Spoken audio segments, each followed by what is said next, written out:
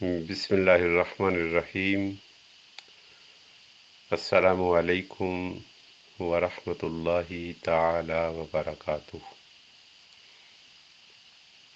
ایک انتہائی سنجیدہ فکر اور اہم نوعیت کا سوال ہے، اور اس سوال کو مجھے پوری دیانت کے ساتھ، پوری ضمانت کے ساتھ ایڈریس کرنا ہے، اور سامعین سے بھی میں گزارش کروں گا کہ وہ ہر چیز سے بالا تر ہو کر دین کی رہنمائی کے اصول کے لیے صدق کے دل اور اخلاص سے سوال بھی سنیں، اور جو فقیر کے ذہن میں ہے، جو فقیر کی سوچ اور فکر ہے، وہ فقیر کی سوچ اور فکر بھی سنیں۔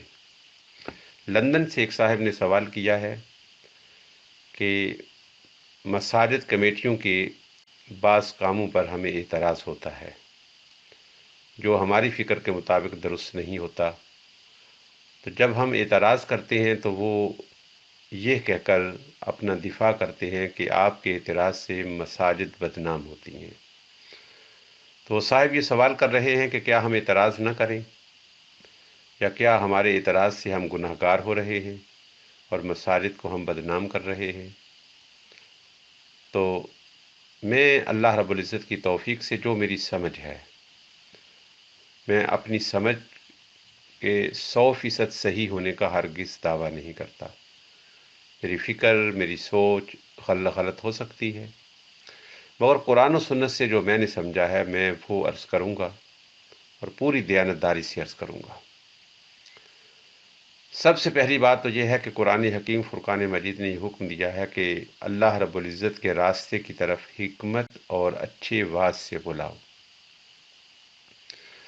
جب آپ کے سامنے کوئی کام آ رہا ہے جو کام آپ کی فکر کے مطابق درست نہیں ہے، تو پھر آپ امر بالمعروف کریں، آپ نہی عن المنکر کریں کہ یہ امت مصطفی علیہ طیت و ثنا کی خصوصیت ہے۔ کنتم خیر امت اخرجت للناس تأمرون بالمعروف وتنہون عن المنکر۔ امر بالمعروف اور نہی عن المنکر ہر صاحب ایمان کے لیے پروردگار عالم کی طرف سے ایک عظمت اور سعادت ہے، مگر آپ نے امر بالمعروف کرنا کیسے ہے، نہی عن المنکر کرنی کیسے ہے، اس کے سلیقے کیا ہیں، اس کے اسالیب کیا ہیں، وہ اپنے ذہن میں رکھنے ہیں۔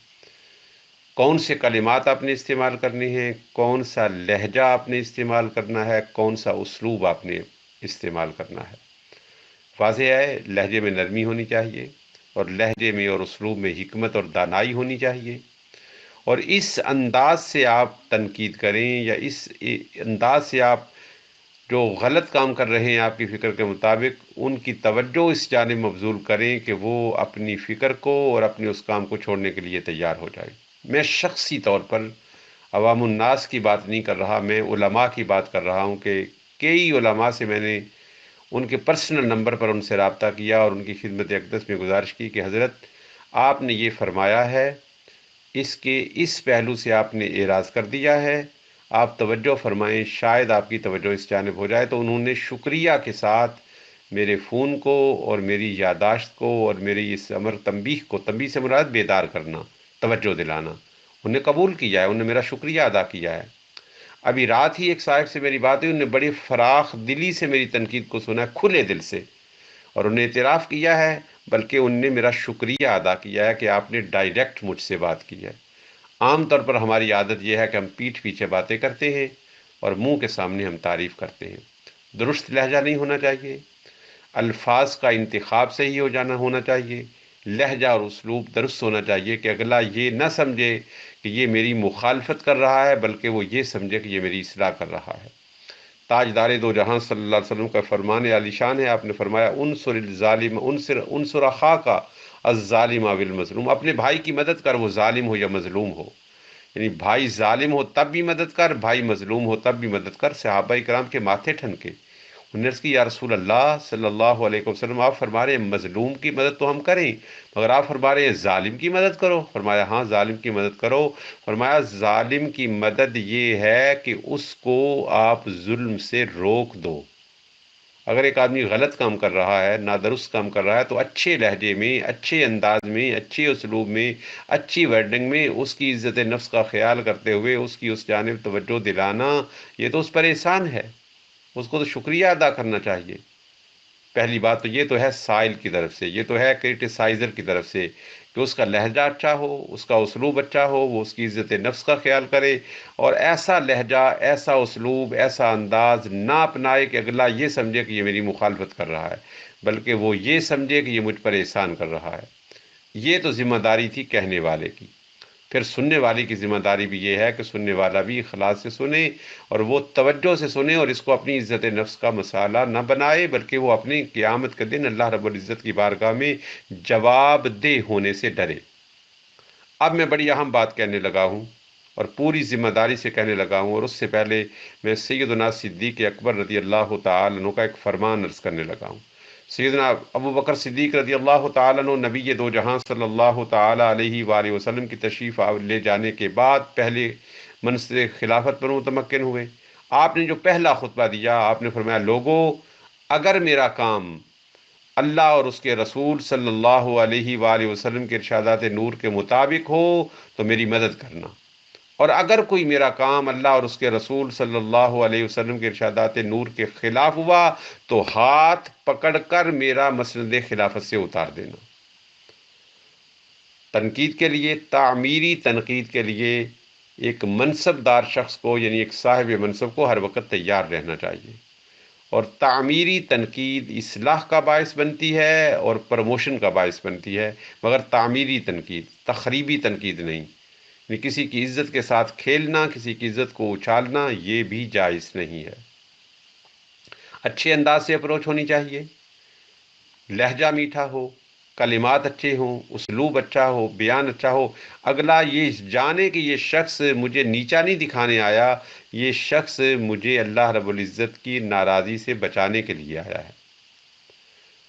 اور پھر اور جو بات میں عرض کرنا چاہتا ہوں، وہ مساجد کمیٹیاں پوری توجہ سے سماعت فرما لیں، اور یہ نہ سمجھیں کہ میرے کوئی اور غرض ہے، میں ہر غرض سے بالا تر انسان ہوں۔ اغراض دنیاوی سے بہت بالا اللہ تعالیٰ نے میری سوچوں اور فکر کو بنایا ہے، اور وہ یہ ہے کہ جو شخص مسجد کی صرف بات نہیں کر رہا، وہ مسجد ہو، وہ مدرسہ ہو، وہ کوئی تنظیم ہو، وہ کوئی فلاحی ادارہ ہو، وہ کوئی یتیم خانہ ہو، وہ کوئی غریب خانہ ہو، وہ غریبوں کے لیے لنگر بناتا ہو، کوئی بھی فلاح و بہبود کا جو کام کرتا ہے، اس کے لیے وہ جواب دہ ہے۔ کلکم راعین و کلکم مسئول عن رعیتہ، تم میں سے ہر ایک نگہبان ہے، اور ہر ایک سے اس کی رعیت کے بارے سوال کیا جائے گا۔ اپنے آپ کو سوالات سے بلند سمجھنا یہ مناسب نہیں ہے، یہ غلط ہے، یہ صحیح نہیں ہے۔ اگر آپ کو اللہ رب العزت نے ایک منصب عطا کیا ہے، ایک ذمہ داری عطا کی ہے، تو اس کا معنی میرے عزیز یہ ہرگز نہیں ہے کہ آپ کو ڈکٹیٹرشپ مل گئی ہے، آپ جو چاہیں وہ کریں، جس کو چاہیں رکھیں، جس کو چاہیں نکالیں، جس کو جو چاہیں نہیں۔ آپ امین ہو، آپ ایک ٹرسٹ ہے آپ کے پاس اللہ اور اس کے رسول صلی اللہ علیہ وسلم کا، آپ نے وہی کہنا ہے، وہی کرنا ہے، وہی حکم دینا ہے جو اللہ اور اس کے رسول کے حکم کے مطابق ہو۔ یہ معنی نہیں ہے کہ آپ چیئرمین بن گئے ہو، آپ ڈائریکٹر بن گئے ہو، آپ آرگنائزر بن گئے ہو، آپ کسی کے فاؤنڈر بن گئے ہو تو آپ کا جو دل چاہے وہ کرتے رہے، نہیں۔ آپ کو اپنی ہر بات کا، اپنے ہر عمل کا، اپنی ہر فکر کا جواب دہ ہونا ہے، اور آپ کی ہر عمل، ہر فکر اور ہر سوچ کی بنیاد اللہ تعالیٰ کا فرمان اور نبی دو جہاں صلی اللہ تعالیٰ علیہ وآلہ وسلم کا ارشاد نور ہونا چاہیے۔ آپ امین ہیں، آپ کو امانت دی گئی ہے، اور آپ نے اس امانت میں تصرف اللہ اور اس کے رسول صلی اللہ علیہ وسلم کے ارشادات نور کے مطابق کرنا ہے۔ آپ کو ہرگز یہ اجازت نہیں ہے کہ آپ جو چاہیں فیصلہ کریں، جو چاہیں جس طرح کریں، اس کی ہرگز آپ کو اتھارٹی نہیں ہے۔ آپ تو اللہ اور اس کے رسول کے فرمودات کے مطابق اپنے ادارے کو، اپنی مسجد کو، اپنے مدرسہ کو، اپنی تنظیم کو، اپنی فلاح و بہبود کی آرگنائزیشن کو چلانے کے لیے معین ہیں۔ آپ اس کے لیے متعین ہیں، اس کے خلاف آپ نہیں کر سکتے۔ اگر آپ کا کوئی فیصلہ، کوئی حکم، کوئی فعل، کوئی عمل اسلام کے اصولوں کے خلاف ہوا تو آپ کو اللہ تعالیٰ کے سامنے جواب دہ ہونا ہوگا۔ تو اس سے بہتر ہے کہ اللہ تعالیٰ کے سامنے جواب دہ ہونے سے پہلے یہاں اصلاح کر لی جائے۔ کرنے والا اچھے انداز سے تنقید کرے، یہ اس کے ذمہ فرض ہے، لازم ہے، اور سننے والا شکریہ کے ساتھ اس کی تنقید کو قبول کر لے اور شکریہ کے ساتھ اپنی اصلاح کر لے۔ یہ فقیر کے ذہن میں تھا، اور فقیر نے پوری دیانتداری سے جواب دیا ہے، جو جواب مجھے شریعت اسلامیہ مجھ سے تقاضا، میرے پاس بھی ایک منصب ہے اور میں اللہ رب العزت کا شکر ادا کرتا ہوں، اس نے مجھے منصب علم عطا فرمایا ہے اللہ تعالیٰ کی طرف سے، اور مجھے بھی جواب دہ ہونا ہوگا۔ میں نے جو باتیں کی ہیں نا، میں نے کسی کی طرفداری کی ہے یا میں نے تعصب سے کام لیا ہے یا کسی کو میں نے ڈیفیم کرنے کی کوشش کی ہے، مجھے بھی ایک ایک لفظ کا جواب دینا ہے۔ میں نے وہی کہا ہے جس کو میں حق سمجھتا ہوں۔ ہاں، اگر میری کوئی اس بات پر تنقید کرنا چاہے تو اہلاً و سہلاً مرحبا۔ میں جہاں پر بھول ہوئی ہو، جہاں پر چوک ہوئی، میں اپنی اصلاح کرنے کے لیے ہر وقت تیار رہتا ہوں، اور اصلاح سے کوئی بندہ بلند و بالا نہیں ہو سکتا۔ ہر منصب کے لیے، ہر مقام کے لیے اصلاح کے پہلو کھلے ہوتے ہیں، اور اصلاح سے انسان نکھرتا ہے۔ اس سے کوئی بدنامی نہیں ہوتی، اس سے کوئی عدم شہرت نہیں ہوتی، بلکہ بدنامی اس میں ہے کہ غلط کام میں کروں اور غلط کام میرا ہر طرف پھیل جائے۔ یہ بدنامی نہیں ہے کہ کوئی اصلاح کرے اور اصلاح کو، یہ تو اچھائی ہے، یہ تو آپ کی خوبی ہے۔ مجھے جب بھی کوئی ایسی بات کرتا ہے، جب بھی کوئی ایسی بات کرتا ہے، میں پورے پوری اخلاص کے ساتھ اس کی اصلاح کو قبول کر لیتا ہوں۔ میں ایک مثال دیتا ہوں۔ میں نے اپنے یوٹیوب چینل کا نام سلطان باہو انسٹیٹیوٹ رکھا تھا۔ میری عقیدت ہے سلطان العارفین برہان الواصلین قدوۃ السالکین سیدنا صفی سلطان باہو قدس سرہ العزیز سے۔ مجھے ایک دوست نے فون کیا اور انہوں نے کہا کہ اس نام کو بدل دیں۔ میں نے عرض کیا کیوں نام کو بدلوں؟ مجھے اچھا نہیں لگا۔ میں نے کہا میں کیوں نام کو بدلوں؟ میرے تو وہ مرشد صادق۔ انہوں نے کہا ٹھیک ہے آپ کے مرشد صادق ہیں، لیکن اس نام کی وجہ سے بہت سارے لوگ آپ کے یوٹیوب چینل کو نہیں دیکھیں گے۔ بات میری سمجھ میں آ گئی۔ میں نے شکریہ کے ساتھ اسی لمحے اپنے چینل کا نام تبدیل کر دیا۔ کہنے والا اچھے انداز سے کہے، سننے والا اچھے انداز سے سنے، وہ بھی اخلاص سے کہے، یہ بھی اخلاص سے سنے۔ اخلاص لازم ہے، وگرنہ میرے بھائی یہ ہو سکتا ہے کہ آپ قرآن پاک کی تلاوت کر رہے ہوں اور قرآن پاک کی تلاوت آپ کو جہنم میں لے جانے کا باعث بنے نہیں، بنے گی۔ بخاری شریف کی روایت ہے کہ جہنم کی آگ کی جو ابتدا ہوگی نا، وہ ایک عالم دین سے ہوگی، وہ ایک عالم دین علماء کے طبقہ سے ہوگی، اصفیاء کے طبقہ سے ہوگی اور شہداء کے طبقہ سے ہوگی۔ اللہ تعالیٰ ان تینوں طبقہ سے پوچھے گا کہ تم نے کیا کیا ہے، وہ اپنے اپنے اعمال پیش کریں گے۔ اللہ تعالیٰ فرمائے گا ہاں تم نے کیے تھے مگر میرے لیے نہیں کیے تھے، جس مقصد کے لیے کیے تھے وہ مقصد تمہیں دنیا میں مل گیا ہے، آج میرے پاس تمہارے لیے کچھ نہیں ہے۔ ان کو منہ کے بل گرا دیا جائے گا، منہ کے بل جہنم کے میدان میں گھسیٹا جائے گا، اور بے عزتی سے اور رسوائی کے انداز میں اس کو جہنم کی آگ کے اندر پھینک دیا جائے گا۔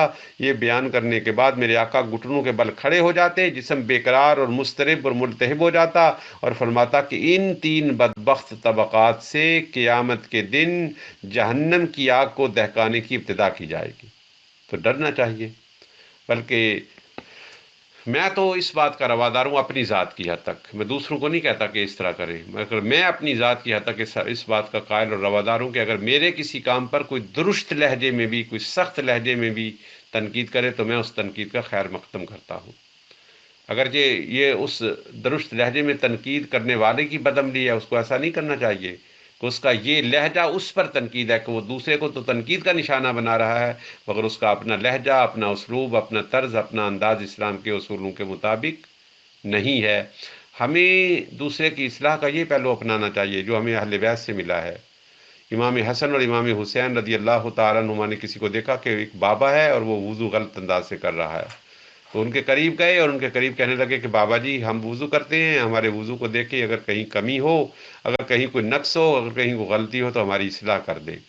بابا جی تیار ہو گئے۔ تو جب دونوں شہزادوں نے وضو کیا تو بابا جی، کچھ بابا صحابی تھے یا تابعی تھے، ان کے ذہن میں آ گیا کہ نہیں یہ تو میرا طریقہ غلط تھا۔ سمجھانے کا بھی تو یہ انداز ہونا چاہیے نا، سمجھانے کا بھی یہ انداز تو نہیں ہونا چاہیے کہ ڈٹ لے کر پڑھیں اور گالیوں سے آپ بات کریں۔ اچھے انداز سے بات کی جائے، اچھے انداز سے بات سنی جائے۔ یہ وہ فکر تھی، یہ وہ سوچ تھی جو میں نے قرآن و سنت سے اخذ کی ہے۔ اگر میں نے کہیں غلطی کا ارتکاب کیا ہو، کہیں غلط سوچ دینے کا ارتکاب کیا ہو، تو میں ہاتھ جوڑ کر سامعین کی بارگاہ سے بھی معافی کا طلبگار ہوں اور اللہ تعالیٰ کی بارگاہ سے بھی معافی کا خواستگار ہوں۔ السلام علیکم ورحمۃ اللہ تعالی وبرکاتہ۔